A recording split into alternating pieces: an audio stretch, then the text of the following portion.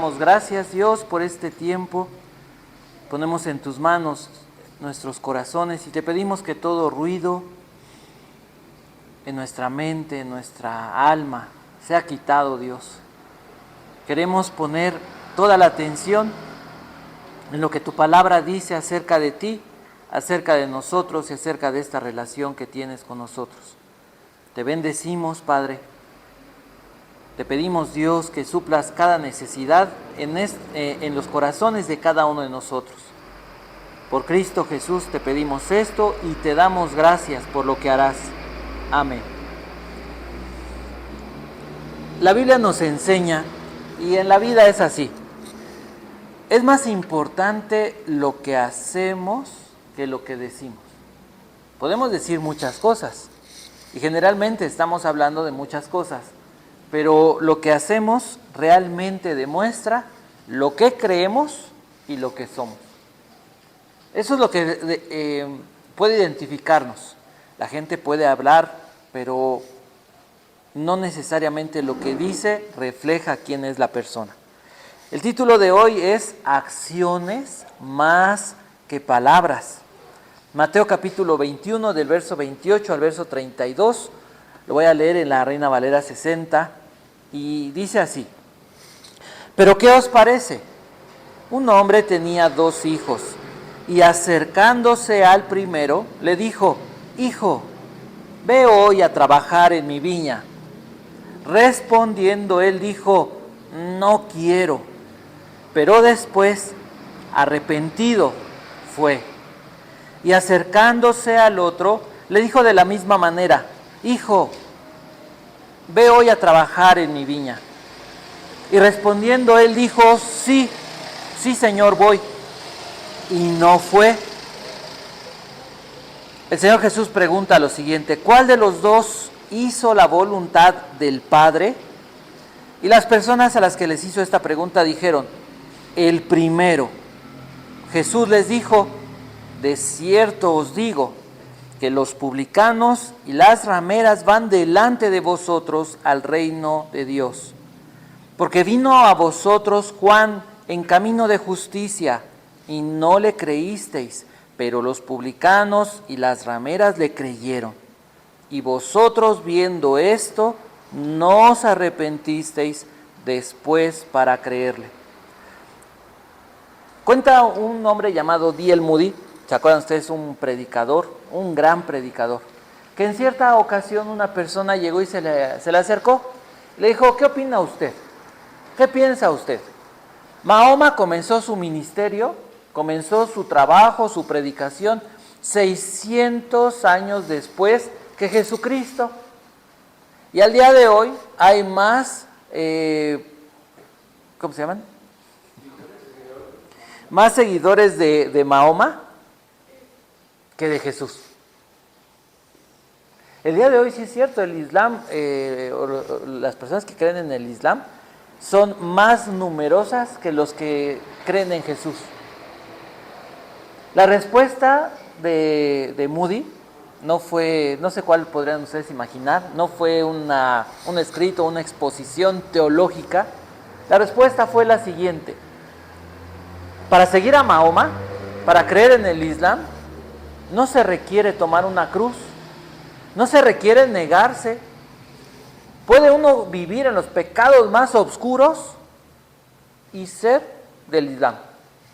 Pero para seguir a Jesús, para seguir a Jesucristo, se requiere renunciar a la vida, a los intereses, tomar una cruz para poder seguirlo. Y esa es la verdad. Cualquiera puede decir: yo tengo una religión. Cualquiera puede decir: yo creo en Jesús, pero vivir a su manera. Y vivir haciendo lo que mejor le parece. La realidad es que es nuestra batalla diaria: vivir a la luz de lo que dice el Señor, o vivir de acuerdo a lo que uno quiere. Y podemos decir: no, mira, es que si tú hicieras esto, tú hicieras esto, tú hicieras esto, deja de hacer eso. Y podemos darle el mejor consejo a todos. Pero cuando se trata de nosotros y nos dicen: eso no es por ahí, ¿qué hacemos? defendemos, nos enojamos y hasta con los dientes podríamos pelear con alguien. La realidad es que el Evangelio se trata de vida eterna, de gracia, pero se trata de arrepentimiento. Esta es una historia. Si ustedes recuerdan, el Señor Jesús ha sido confrontado por su autoridad. Hemos estado hablando de esto. Porque para entrar en el reino, para ser verdaderamente salvos, yo requiero tener certeza, fe, una entrega absoluta a la autoridad de Jesús. No basta con decir yo creo, lo hemos platicado. Cualquiera puede creer. La misma Biblia, Santiago,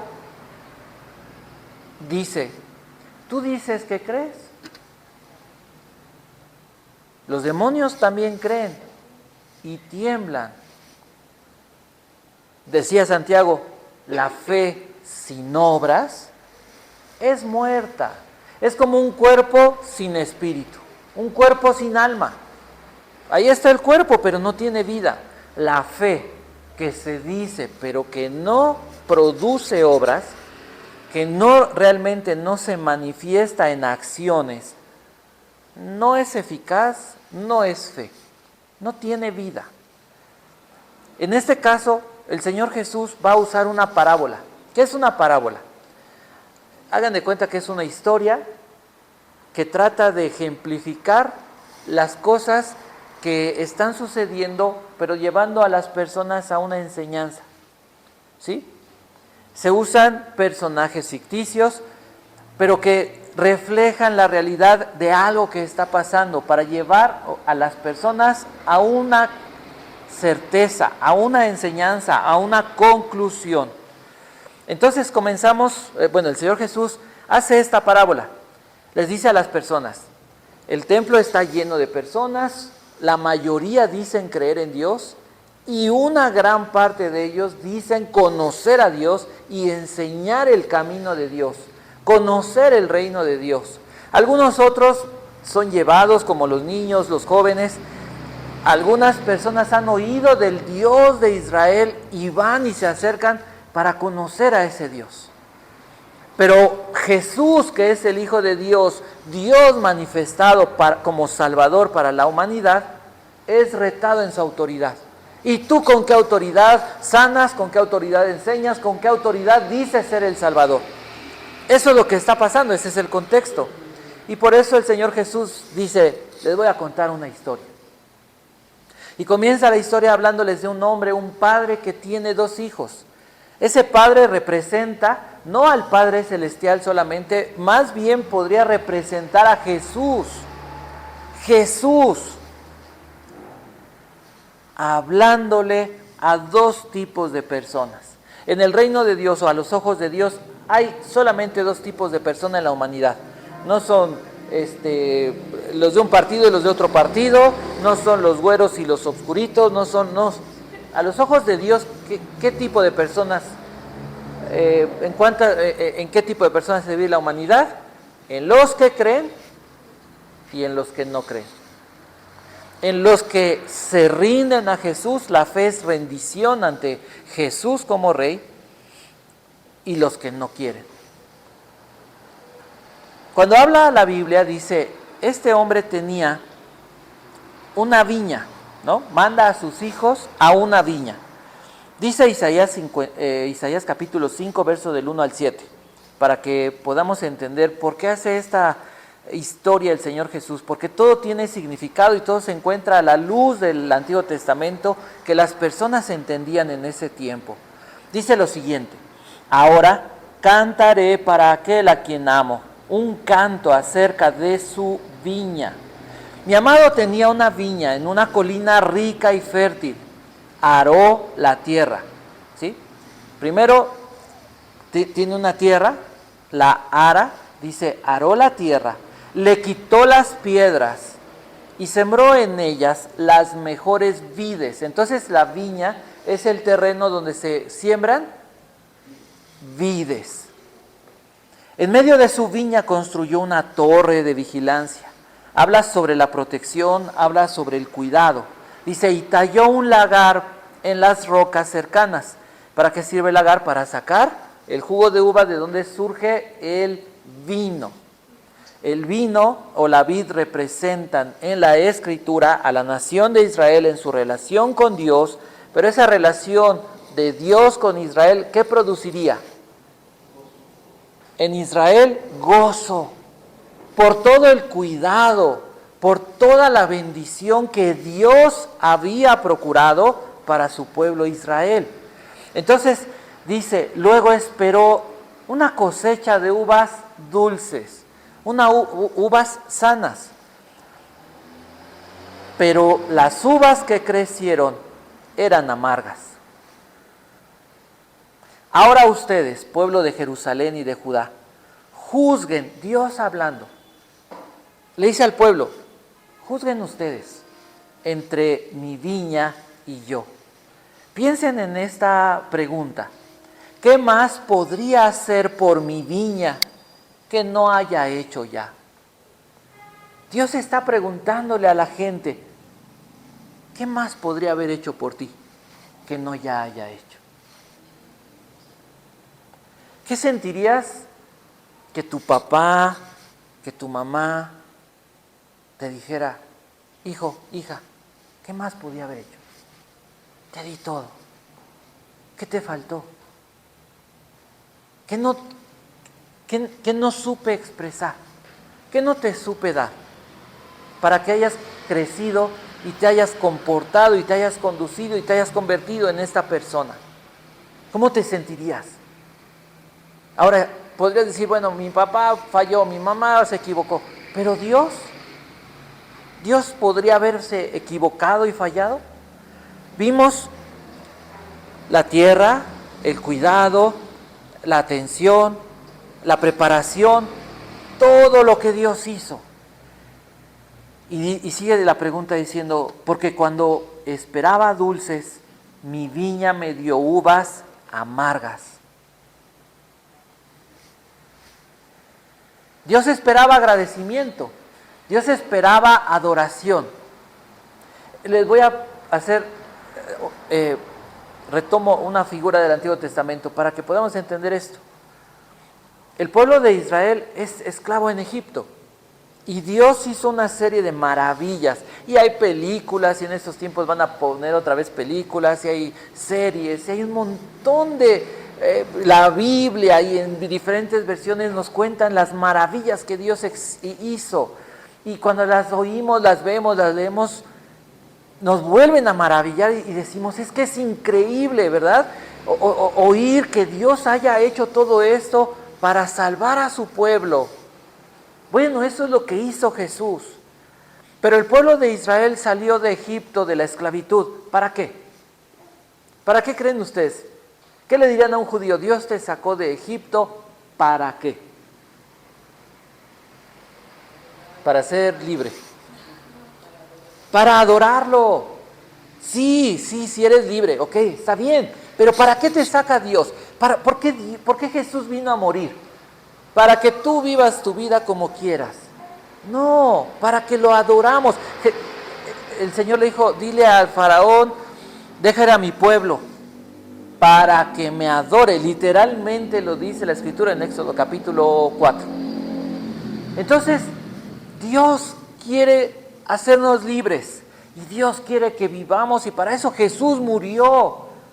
Todos vamos a morir. Sabemos que el ciclo de la vida es nacer, crecer, dicen reproducirse y morir. Pero la única persona que nació para morir, con el propósito de morir, fue Jesús. Nadie más. Y murió no pues porque era depresivo, porque no era un hombre. Murió no porque fuera malo, para engañar a las personas, porque así decían muchas personas, ¿no? Lo acusaron de eso, tú eres hijo del diablo. Jesús murió ¿para qué? Para que nosotros pudiéramos ser salvos. ¿De qué? De la esclavitud del pecado, de las consecuencias de la esclavitud del pecado y de la condenación eterna. La gente dice, es que los que se van al infierno, no hombre, tienen un pachangón. No hombre, llegan y tú no sabes, o sea, wow. La Biblia lo que enseña es que las personas que mueren no vuelven a ver a otro ser humano. En la vida eterna y en la condenación eterna, en el fuego eterno, no vuelven a ver a otra persona. Y viven en una oscuridad horrible y en un tormento eterno. Si no fuera así, Jesús entonces ¿para qué hubiera muerto? Si era mejor estar en el infierno y si es mejor vivir sin Dios, entonces ¿para qué Jesús vino al mundo a morir por la gente? A morir por todo tipo de personas. Entonces, el Señor Jesús habla del Padre y la gente cuando oye esto y habla de la viña, inmediatamente entendían y recordaban este pasaje. Entendían la historia de la viña, de qué se trataba la viña. Y dice la Escritura en la historia, que el Padre le dijo, hijo, a su hijo mayor, hijo, ve a trabajar hoy en la viña. ¿Qué esperaría? Obediencia de parte del hijo. ¿Pero qué dijo el hijo? No quiero. El otro hijo le dijo lo mismo, hijo, ve tú a trabajar en la viña. Así, padre, claro, sí, yo voy. Pero el hijo pequeño no fue. Entonces el Señor Jesús, acerca de esta orden, ve a trabajar en la viña, que está hablando de la relación con Dios. El Señor Jesús más adelante menciona, es que Dios envió a Juan. ¿Cuál fue el mensaje de Juan? ¿Qué es lo que decía Juan el Bautista? Ahí en Mateo capítulo 3 lo dice. Juan es enviado por Dios con un solo mensaje a todas las personas, a los propios y a los extraños, a los mismos judíos, a los fariseos, a los principales sacerdotes, a los ancianos. La palabra ancianos en la Biblia, ¿saben qué significa? Literalmente, a los barbudos. Y se traduce a ancianos, ¿por qué? Porque las personas mayores han vivido más tiempo, tienen más sabiduría, tienen más aprendizaje de la Biblia. A ellos, Juan el Bautista les dice, arrepiéntanse. Imaginen ustedes que van con personas que dicen conocer a Dios y le dices, lo tratas como un pecador, es que necesitas arrepentirte y ponerte a cuentas con Dios. ¿Cómo se sintieron estas personas? Indignados, ¿no? O sea, a los que dicen saber y conocer a Dios y hablar de parte de Dios, le dicen, arrepiéntete. Los tratas como si no fueran creyentes, como si estuvieran condenados al infierno. Y además Juan el Bautista tenía tal vez no era muy letrado, no, a lo mejor no era un gran intelectual, pero era muy fuerte con sus palabras. ¿Cómo les decía? Generación de víboras. No, pues si de por sí ya tratarlos como incrédulos los ofendió, ahora con ese término, había una enemistad contra Juan el Bautista. Piensen en algo, la vida de Juan el Bautista era un ejemplo, no solamente por lo que decía, sus palabras eran fuertísimas. Sus palabras al final de sus mensajes les decía, dice, yo a la verdad os bautizo en agua para arrepentimiento, pero el que viene tras de mí, cuyo calzado yo no soy digno de llevar, es más poderoso que yo. Él os bautizará en Espíritu Santo y fuego. Su aventador está en su mano y limpiará su era y recogerá su trigo en su granero y quemará la paja en fuego que nunca se apagará. Decía Juan el Bautista, el hacha está puesta a la raíz del árbol y todo árbol que no da buen fruto es cortado y echado en el fuego. Entonces, cuando Jesús les dice, Juan vino y les trajo el mensaje y no quisieron arrepentirse. Ellos conocían la historia, ellos enseñaban la historia de cómo el pueblo había sido necio, la humanidad se había rebelado contra Dios y no quisieron arrepentirse. ¿Por qué? ¿Cuál sería la causa para que una persona rechazara a Jesús? La dureza del corazón. No hay un argumento por el cual podamos decir, Jesús, no quiero saber de ti. Un argumento sano. La gente dice, es que ¿por qué me vas a imponer? ¿O por qué Dios me va a imponer la forma de vivir? Bueno, es lógica la respuesta. Porque Él te creó, porque es Dios. Y porque quieras o no, al ser criatura de Dios, tienes una relación hacia Dios. Puede ser una buena relación si tú crees en Jesús. O puede ser una relación de rebeldía donde nunca vas a querer someterte a Dios, pero las consecuencias de tus pecados y del rechazo a Jesús va a ser terrible. ¿Cuál es el pecado que nos condena? Todos los pecados ofenden a Dios, ¿sí? Si tú has pecado contra tu conciencia, dice Romanos, estás condenado, mereces castigo. ¿Alguno ha ido en contra de su conciencia? Sabes que debes hacer algo, ¿no? Pero haces lo contrario, no quiero hacer esto. Estás atentando contra tu conciencia. La voz de Dios, la justicia de Dios que está grabada en tu conciencia te dice eso, no, pero tú lo haces. Es pecado. ¿Has pecado contra la ley de los 10 mandamientos? Ahora sí que en obra y en pensamiento. ¿Hemos ido en contra de la ley establecida en el sermón del monte? Y dice el Señor, bueno, mira, estoy dispuesto a pasar por alto todos estos pecados, solamente si te rindes ante Jesús, si aceptas a Jesucristo. ¿Qué es lo que tiene uno que hacer? Pedir perdón y decidir dejar la vida que estamos viviendo. Eso es lo que las personas en ese tiempo no quisieron hacer, no quisieron rendirse ante Jesús. Por eso Jesús les dice a los fariseos, a los doctores de la ley, a los principales sacerdotes, a los ancianos, ustedes vieron, oyeron a Juan, están viendo cómo las personas, los más terribles pecadores, se están arrepintiendo y no quieren arrepentirse.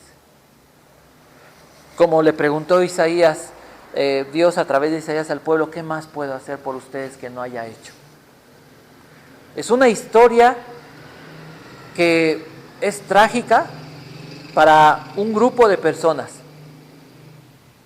que nos debe llevar a reflexionar precisamente sobre el tipo de fe que estamos teniendo, que estamos viviendo. ¿Realmente soy y estoy caminando como hijo de Dios? ¿O digo que soy, pero Dios no se ve en ninguno de mis caminos? Porque Dios es bueno, porque Dios nos ama, porque Dios reflejó y manifestó su amor, manifestó su gran poder, manifestó su misericordia, manifestó su bondad en la cruz de Jesucristo, castigando sobre Jesús nuestros pecados. ¿Qué más podía hacer Dios? Entregar a Jesús. Sin embargo, en el caso del primer hijo, dice la Escritura, primero dijo no. ¿A quién representa el hijo mayor o el primer hijo?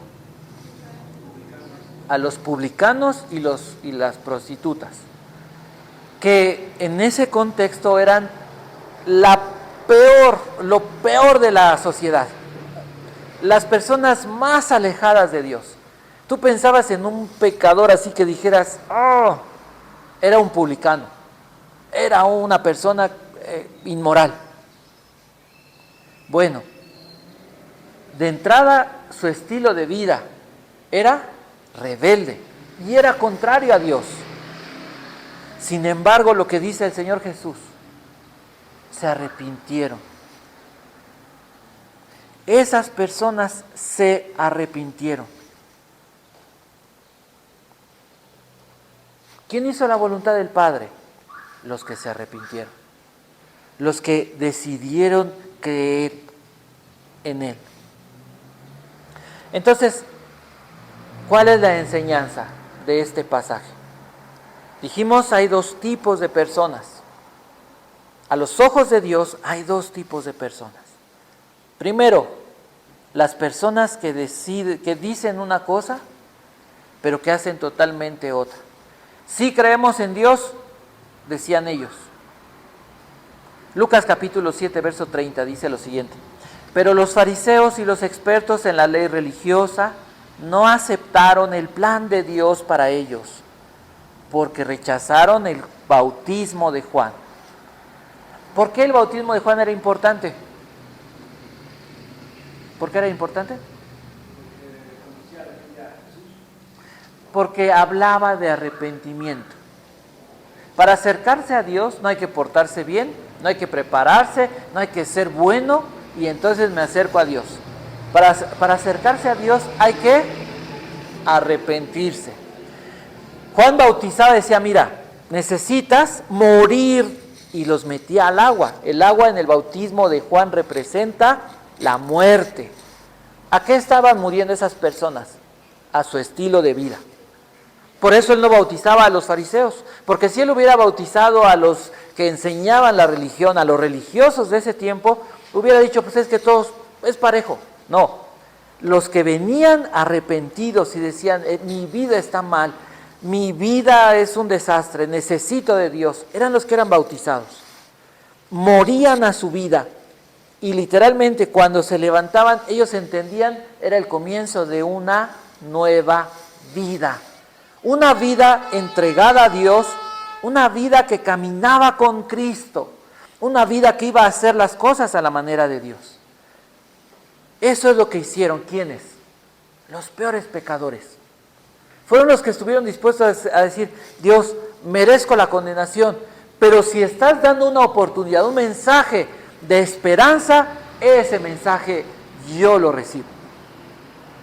En cambio, las otras personas, que son representados por el hijo segundo, el hijo menor, sí, nosotros vamos al reino, sí, nosotros amamos a Dios, sí guardamos las fiestas, sí hacemos las tradiciones, sí hacemos todo esto.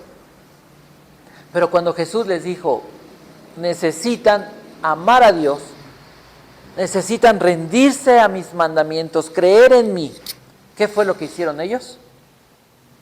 No lo aceptaron.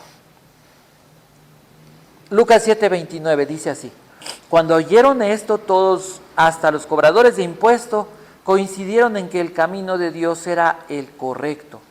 Fueron bautizados por Juan. Los sacerdotes no aceptaron ese camino. ¿Qué más podía hacer Dios? ¿Qué más podría hacer Dios hoy por las personas que no haya hecho? En la cruz de Jesús está la esperanza de salvación. Creer en Jesús significa creer realmente en quién es Él. Él es Dios omnipotente. Él venció al pecado.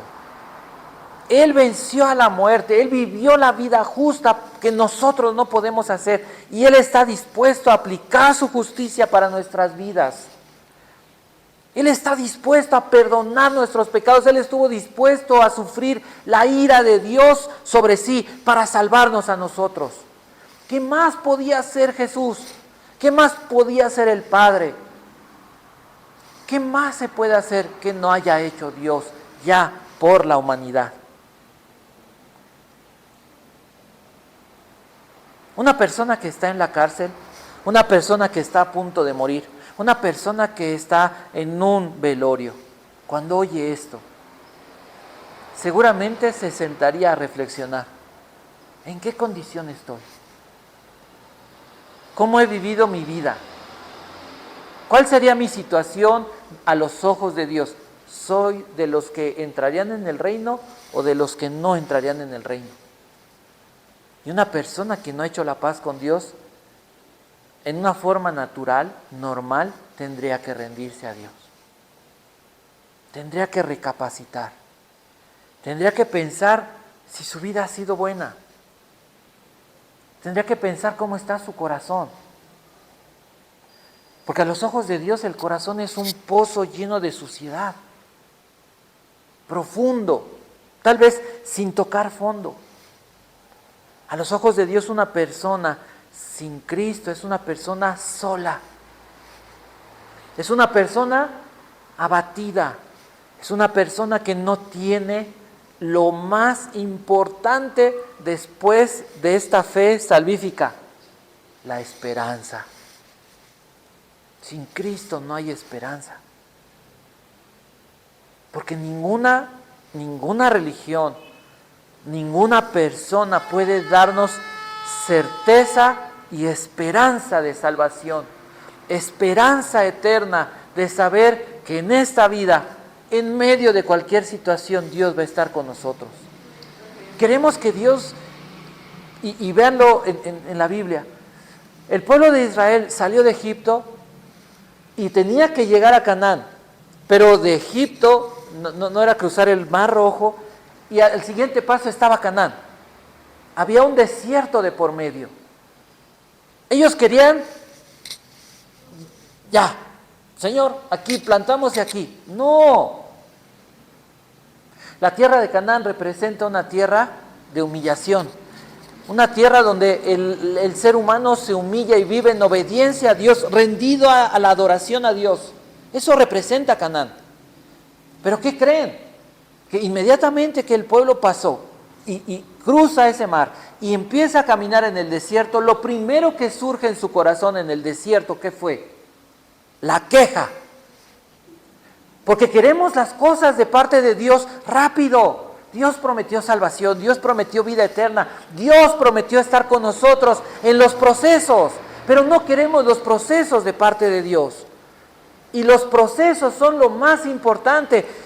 El campeonato en un deporte, hagamos una analogía, no llega la persona y recibe el trofeo gratis, tuvo que pasar por un proceso de victorias, de enfrentar batallas, luchas, de jugar.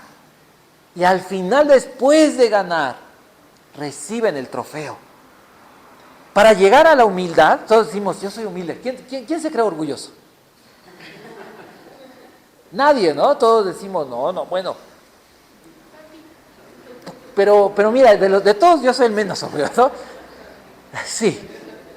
A los ojos de Dios, lo que la Biblia nos enseña es que el pecado que más estorba para la obra de Dios, ¿cuál creen que es? El orgullo. Después de yo, lo que sea, ¿no? ¿Por qué las personas tienen miedo al fracaso? ¿Cómo voy a hacer el ridículo? ¿Cómo? Imagínate si yo pierdo y si me equivoco y la gente me va a ver. Uy, chala. ¿Qué es lo que importa? Mi imagen, mi estatus, mi dignidad. ¿Por qué hay tanto egoísmo en nuestra vida? Porque queremos todo. Después de que yo esté satisfecho, lo demás. Coman los demás, ¿no? Ya, mira, ya estoy bien. Ahora sí, ahí les dejé unos huesitos para que. ¿Sí o no? El orgullo. El orgullo. ¿Por qué entra uno en depresión, en ansiedad, en angustia, en desesperación? Porque todo el universo gira alrededor ¿de quién? De mí. Yo. ¿Qué voy a hacer? ¿Y cómo? Pero yo quiero esto, porque tengo ahí, entonces yo. No agradezco lo que tengo, pero quiero más. Y entonces el universo gira alrededor de mí y el Dios al que adoro soy yo. Y cuando ustedes digan, oyen eso, dicen, no es cierto. Y todos lo hemos dicho, no es cierto. ¿Qué crees? Que sí es cierto. Por eso Dios, lo primero que hace en nuestra vida es comenzar a trabajar ¿con qué? Con el carácter, con el orgullo. Entonces tú entiendes que entras en el desierto para ser procesado. Y en el desierto o te mueres o te agarras de Dios y llegas al otro lado. ¿Cuánta gente no se rinde en el desierto y dice, no, ya, no, yo ya qué? ¿Cuántos? Bíblicamente, la mayoría.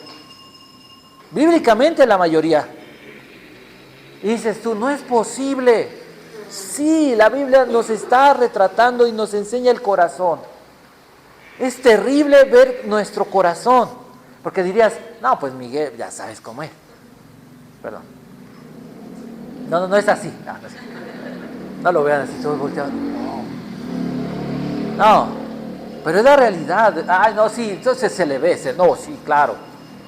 No, ese eres tú. Y después de 3 días, el pueblo de Israel, ¿qué hizo? Se empezó a quejar. No hay agua. Encuentran agua, está amarga. ¿Sabes? En cada proceso del desierto que tú leas en Éxodo, vas a encontrar que Dios está tratando con un pecado, está tratando con un área del carácter de la persona. Para ser humilde, para llegar a Canaán y empezar a vivir esa vida donde empieza a fluir la gracia, pero así libre de Dios. Tenemos que pasar por ese proceso de morir a nosotros mismos. Y ahí es donde la gente dice, es que ya no está tan bonito. No, pues eso es el Evangelio. Lo hermoso del Evangelio es que en cada proceso, ¿quién estuvo? Cristo. ¿Cómo se endulzó el agua amarga? ¿Cómo se quita la amargura? El resentimiento. Con la cruz de Jesús. Cuando vas a la cruz y le dices, Dios, estoy atestado de amargura, de enojo, y te das cuenta que estás amargado y estás enojado contra la gente porque atacaron tu orgullo. Cuando tú entiendes que todas las heridas antes de Cristo fueron el resultado de vivir lejos de Él, te das cuenta que necesitabas a Cristo desde que naciste. Cuando te das cuenta que en Cristo has sufrido heridas, te das cuenta que esas heridas han sido porque no habías muerto. Tienes que morir. Y morir es doloroso. Dejar que te humillen, ¿cómo se siente? Nadie estamos dispuestos a dejarnos humillar. Pero Jesús estuvo dispuesto. Ahora, en esos procesos, Dios le dijo a Moisés, ¿qué es eso? Trae una rama, una vara y arrójala. Representa la cruz de Jesús. En Cristo todos nuestros problemas de carácter, todas nuestras tribulaciones, todo está solucionado. Ese es el poder de la cruz de Jesucristo. Y sí es cierto, muchas personas no estarán dispuestas. Muchas personas van a decir sí, pero cuando empieza el proceso dicen no, si de eso se trata, no. Sí, es más fácil seguir el Islam, es más fácil seguir una religión, es más fácil ir con un brujo, es más fácil ir con esto, es más fácil ir con lo que sea. Es más fácil caer en el humanismo, porque el humanismo nos exalta. Es que tú eres una obra de arte, sí, en Cristo.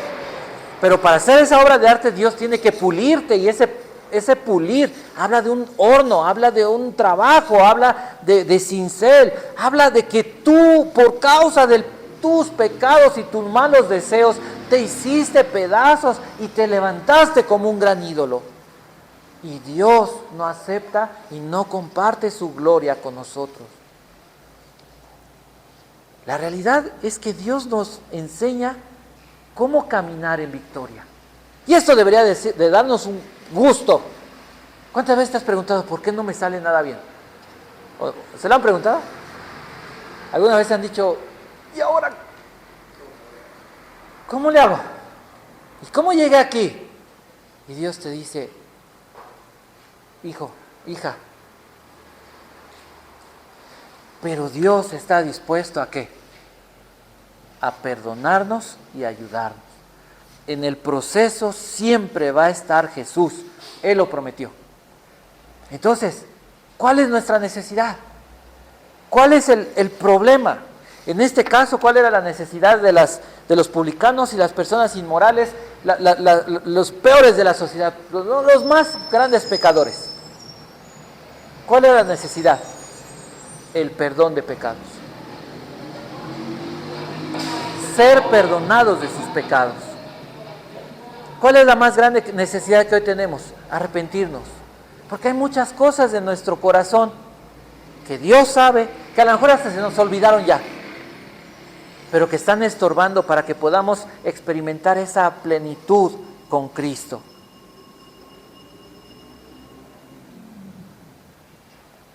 Como creyente a lo mejor diría uno, yo ya estoy del otro lado. Si estuvieras del otro lado del Mar Rojo, estás en el desierto, caminando a Canaán. Hay muchas cosas que necesitas entregarle el día de hoy al Señor. ¿Cuál sería una? ¿O cuál sería la importante? Una fe obediente. Una fe que practica la verdad. Una fe que va entendiendo paso a paso, poco a poco, la Escritura. ¿Para qué quisiéramos saber hoy todos los misterios de la Escritura? Si no vas a hacer nada. Si no vas a obedecerle a Dios en nada. Enfoquémonos en el principal. Hagamos famoso a Jesús. Fuimos llamados a ser pescadores de hombres. Hace muchos años, en Estados Unidos hubo un joven que fue acusado de homicidio y iba a ser condenado, iba a ser juzgado. Entonces su abogado lo defendió y puso muchos argumentos y se enfocó mucho en que su familia de ese joven era creyente. De alguna forma, los jueces dictaron la sentencia y lo declararon inocente. Pasaron los años y un día ese abogado que defendió a ese joven se convirtió en juez. Y llegaron acusando de homicidio nuevamente a un hombre. Y era el mismo al que el juez en su juventud había defendido. Entonces el juez lo vio y dijo, hace muchos años yo te defendí y te declararon inocente. Pero el día de hoy soy tu juez. Y el veredicto es culpable. Y lo sentenciaron a muerte, la pena de muerte.